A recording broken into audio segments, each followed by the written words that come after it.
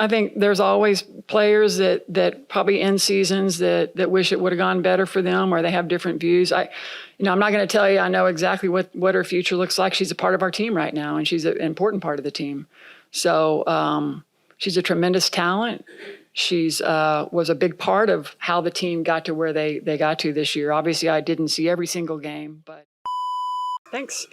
Good to be here. Good to see some familiar faces. First of all, I just want to start by saying, anytime you're asked to return to a place that you helped build, you had a hand in building, it's special. So I certainly wasn't, thinking of this as an option at the point in my career where I am, but I'll say Mel Raines is a good recruiter. I'm going to have her help me with some free agents.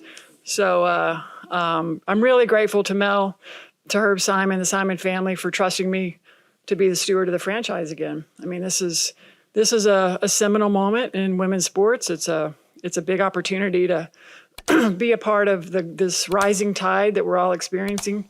I think being a part of the first 18 years and building the franchise from the beginning gave me a lot of insight, institutional knowledge, 6 years on the NBA side, to be ready for this moment, to leverage all that experience, and certainly look at this as a new business.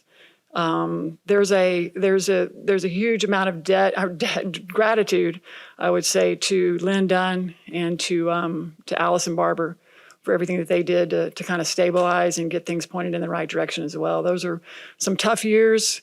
You don't get 2 number 1 picks in the draft by having a great team and great years. You go through some peaks and valleys. So I really feel like we're poised and we're set up for a great, successful next era of Fever basketball. All right, thank you, Kelly. We'll start with questions in the room. Tony and the Stars. Kelly, you said you weren't, super sure that this would even be an option for you. When did this come together for you, and what was the process of getting you from Pacers back to here? Yeah, I mean, first of all, I would talk to Lynn quite a bit. I would say she would text or call me all the time. I mean, being in management, going from coaching into management, and we had a lot of, how did you do this or how would you do that? And so there was a lot of conversation. Probably towards the end of the Fever season, we had a casual conversation. Allison had told her she was going to be leaving. And she said, hey, well, would you think about coming back and being serve as the leader and help us get pointed in the right direction and keep this thing going? And it wasn't something that I had to really think about it, because for me, the first 18 years about killed me. I mean, when you're trying to keep the business going and trying to keep the team moving in the right direction, I take a lot of pride in really how we operated and the success that we had. So I had to really, really think about it. But, we brought Lynn into the conversation and had a really good discussion about what would that look like. And then how would that leadership group look like? So it's great to be sitting here at this point and also being able to join with Amber Cox, who you guys will meet at some point. Go Chloe, then we'll go Bob. Yeah, just with your 6 years on the NBA side of things, just how did that give you a different perspective that you can now bring back to the Fever? The NBA is such a mature league. I mean, there's so many great takeaways. I think, I went into it with eyes wide open. What can I learn from this experience? What can I add? But what can I also learn? I think, I'm a lifelong learner. I love the game. I mean, this is in my DNA. Everything about running a team, running a basketball program, if you will. It's really who I am. It's my passion. And I think being able to leverage that experience, being embedded with Kevin Pritchard and Chad Buchanan in those daily meetings and talking about building the roster, it's very similar to what I did really for 18 years. The difference is the contracts are a lot bigger, the resources are a lot more, but there's so many things about running the team, putting together rosters that are really the exact same. So learning from them, everything from just the level of the business of the contracts, all of the ways that you can put teams together, those are things that I'm going to be ready for, because as we go into a new CBA or we go into potentially a new way to do business, I'm going to be ready for that. Go Bob, then go Scott. What elements does this team need to take that next step, and how does free agency enter into the equation? Yeah, I mean, it's clear that we have two foundational players, probably three. You get two rookies of the year in a row with a front court player in Aaliyah Boston, Caitlin Clark, and then Kelsey Mitchell. I mean, I think that the veteran leadership that Kelsey was able to provide, we need to help her. We need to add to that. I spent a lot of years just trying to add experienced players around Tamika Catchings because it was really, veterans that have been in the foxhole and have been together. Those are ways that elements of success. It's not a magic bullet. There's not a quick fix, but I do think this team needs a little bit more experience, probably some more size. And if you look at the teams that are in the playoffs right now, they're loaded with players who have been there. We'll go Scott, then we got one on Zoom from Howard. Kelly, we know you're big on culture. What do you want to reestablish with this franchise in terms of culture, and what have been some of the big picture observations that you've been able to evaluate over the last couple of weeks in particular? Well, I have high expectations, and I have high expectations first of myself, and then I have that of our staff and of our team. So number one, this is a place where players can come and get better and be surrounded by an organization that supports you. They're going to have everything they need to be successful. So if you have the right DNA and you love the game and you love to compete, then you're going to be a great fit, with this team because we're about winning. I mean, this is a winning franchise. We've had constant success of winning and being in the playoffs. And, my plan is to return us to that level of consistency. And that takes commitment. That takes players that really are invested in being great players and being a great team. Got one on Zoom from Howard Megdal, then we'll go back to Dave Calabro in the back. Howard, go ahead. Kelly, welcome back. I have two, if I can. First one is just, you mentioned Amber, obviously, and you both have a significant amount of experience, not just on the business side, but on the basketball side. I'm sort of wondering how the rubber hits the road, what that looks like together. And the other is you talked about two, maybe three foundational players. I would imagine that third being Kelsey Mitchell. If you can just kind of take me through where and how you think that negotiation is likely to go. Okay. Yeah. So, Kelsey, I'll start with Kelsey Mitchell. She was a player that was drafted in the last group that I was part of. So Pokey Chapman was our coach and GM. I went to see Kelsey play at USA Basketball in Santa Barbara at one of their workout camps, and I called Pokey and I said, "I'm watching our draft pick right now. I mean, she's going to be a star. This player. I mean, she's going to be a dynamic guard for us for years to come." So, we wouldn't be where we are today without Kelsey Mitchell. I mean, she's clearly a very foundational piece. She's got 7 years of being in and out of this building. She went through a lot. As we were preparing to be even better, as a better place to play, a new practice court, a new arena, all the remodels. I mean, Kelsey went through all of that, and she got better. She never put her head down. She kept playing hard and did everything she could. So she's extremely important to the success of the future. We intend to, have lots of conversations and make sure she knows that, but I think she does know that. And look, Amber and I, we're both, as general managers, she's going to be doing a lot of the day-to-day groundwork. For me, we're both going to be talking to agents. We're both going to be talking to the team. We'll be making those basketball decisions together, but, and certainly have our scouts out and making sure that we're covering what we need to cover. But looking forward to working with her. She's been a part of really building a lot of different teams. So she brings in varied experiences, knows a lot of people around the league, a lot of agents. So looking forward to working with her. We'll go in the back row, Dave, then we'll go to Pat. Welcome back. How do you build and sustain off of this Caitlin Clark buzz that we've been experiencing here? I mean, it's been a great year, but how do you make it even bigger and move on from this? Yeah, I think that, we've seen such a huge inflection of attention and, her play, just the way she plays the game, I think that's going to be sustainable. There's clearly there's something about the way she plays the game, her passing, her shooting, that people really identify with. And our backcourt, I think, is probably going to be one of the best in the league between her and Kelsey. It's a dynamic duo right there. But I think we're going to work at it. We understand. I've been through this, not to this level, but we've had points where, incremental points where we've had, the tide lift a little bit and then go back down. So, we're going to work at making sure that we capture all the opportunities to make sure these fans are important to us, that we want to sustain the growth and the interest level in the franchise. I mean, this is about the Indiana Fever.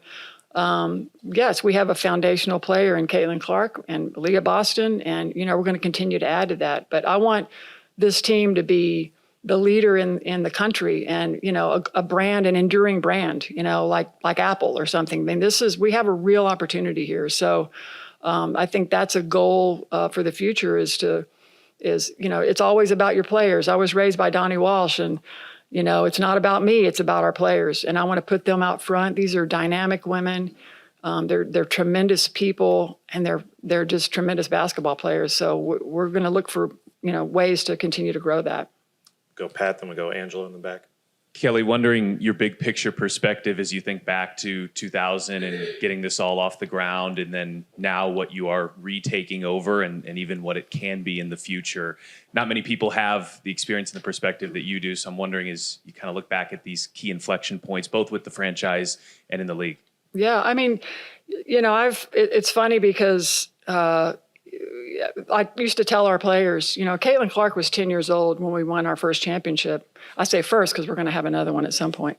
But this is the moment where, there's generational, it takes a generation sometimes to kind of get to that next level. And I would tell our players, look, we're building this for someone else. We're building this for someone's 10-year-old daughter right now.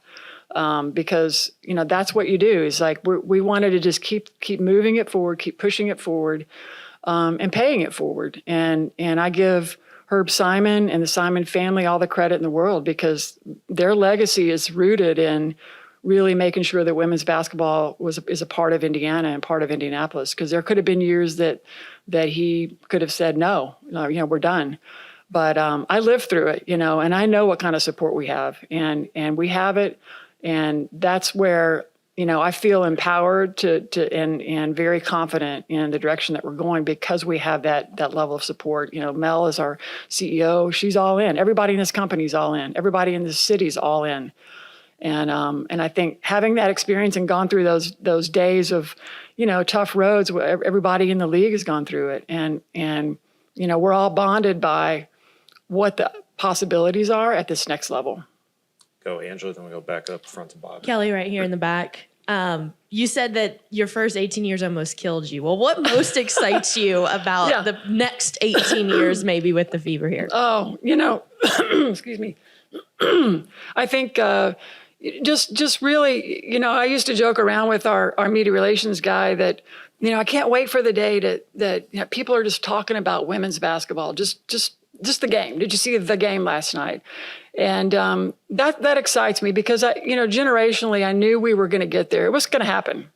Something was going to happen, and I always had faith and was optimistic that it was going to happen. I just didn't know if I was still going to be around to see it, and that excites me. What I love is seeing just the melting pot of fans in the stands, and certainly the continued aspirational piece behind what women provide. Because for me, being the only woman in a room in the NBA, was daunting. And but I knew what I was doing. I know basketball. I know how to put together teams. And I think that for me, I hope I can, be that for women as well, and for these players. And so that's exciting for me. And it's fun to see people turning out and talking about the Indiana Fever, talking about what Caitlin Clark did last night, or Aaliyah Boston. I mean, I feel like we've all sort of it's here. We can have that conversation, and I don't have to describe what the Fever is. I spent 10, 12 years, people go, what's that logo? What does that mean? And I'm like, what does Fever mean? But that's what you do. That's how you grow it. Go Bob, then go Scott. Came in after the exit interview, and she made it very clear that she was not happy with her role and she had a couple of posts on Instagram that sounded like farewell notes. What is her future here in Indiana? Well, I think there's always players that probably end seasons that wish it would have gone better for them, or they have different views. I'm not going to tell you I know exactly what her future looks like. She's a part of our team right now, and she's an important part of the team. So she's a tremendous talent. She's was a big part of how the team got to where they got to this year. Obviously, I didn't see every single game, but look, we're going to evaluate everything and have those types of discussions with her and her agent. But I've done this long enough where not every player is happy at the end of the season, and you don't panic, you don't react, you just stay the course. And my job is to make sure we put the best team we can on the floor. We go Scott, then we go Chloe. Kelly, were you involved in exit interviews at all? No, I talked to a couple of players, but no, I wanted the staff to kind of finish out the year because I wasn't with them all year. Then to follow up, have you reached out to each player, or what is your plans in terms of? Yes, my relationship? plan is to continue doing that. I met with a couple, and I'll continue reaching out and introducing myself. Meeting their agents and kind of getting reacquainted with everyone. Go Chloe, then Tony. Yeah, obviously you mentioned evaluating everything. Just kind of looking back on this season, last season, kind of from across the street, just how would you evaluate Christie's size and kind of her performance as a first-time head coach so far? Yeah. I mean, what a roller coaster ride for her. I was smart enough to know that the schedule was stacked against a young team early in the season, and the way that they weathered the storm, got into a groove, after the Olympic break. I mean, I think she finished 18-12, after those first 10 games, and then of course went 7-4 in the last 11, and 3 of those losses were against teams in the finals. So for a young team to make that kind of progress, I mean, it's hard to not be impressed. I think the outside noise, what she had to endure as a coach, and what they had to endure as a staff to keep that team focused and together. I mean, it takes time. It took a long time for teams that I've had to gel and to get together. I mean, years. It doesn't happen in 4 months. It takes a few years. So I was really impressed with the progress that they made and how, Christie is a resilient leader. She's a culture builder. I know just that she's got that kind of, stamina to stick to it and stick to her plan. And she's a good person and she's a great leader. And I was impressed with the way they finished. Go Tony up front, then Adam in the back. Kelly, the path from Lynn to Amber, how much was Lynn involved in that decision versus you? How did that kind of come to pass in your front office? Well, Coach Dunn, and she was absolutely, we had her, we were in the conversation together. When Mel and I talked about sort of a leadership plan, obviously brought Lynn into the conversation, and she raised her hand. She's like, Chief, I'll do whatever you need for me to do, whatever I need to do to help. I think she's thrilled that there's a path of succession. There's a leadership group that we have set up to continue moving and create stability and consistency. Lynn is a lifer. I mean, she's a lifer fever. She's a lifer in this game, and she's a lifelong friend to me, and has been a mentor to me too. We've helped each other through all these years. The best years of my career, honestly, were working with her. And so I'm looking forward to her, as she calls it, her senior advisor role. She has so much knowledge and insight into needs of teams and rosters that we'll be leaning on her quite a bit. Go Adam in the back. Kelly, to be coming from the Pacers and Tyrese to now the Fever and inheriting Caitlin, the playoff success that the Pacers had, how applicable is, I guess, that blueprint for building around one playmaker to building around another playmaker to get the Fever to that next step in the postseason? So much synergy, right? I mean, there's a lot of similarities. The good news is I do have a blueprint personally, because that's what I did around a player named Tamika Catchings that was, rookie of the year herself, as well as, MVP. So I see so many similarities in Caitlin and Tyrese, primarily because they control the tempo of the game. And we want to play almost identical to the way the Pacers are playing, or maybe they want to play like we're playing. But either way, it's, finding those right fits around a point guard like her. is going to make us awfully dangerous. And I'm looking forward to that challenge because, you know, you're looking for the right types of players that can play that style of basketball around her. And it's uncanny how similar they both are. Anybody else? No? Bob, got one more? There you go. Do you think that Caitlin can be a draw for free agents? And I admit I don't know the free agent situation in the WNBA, but Yeah. are you in a position where you can add some pieces?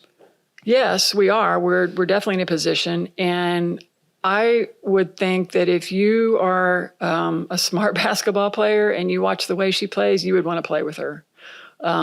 You know, she, much like Tyrese Halliburton, she gets you the ball in places that you didn't even know you were open because she passes to space, she finds openings and ways to free up other players. So, you know, I look at just really how her and Kelsey work together and the efficiency of the offense because of the way that she plays the game. And I would think that would be a big draw. You know, I plan on, I think it's an easy picture to paint, you know, to free agents.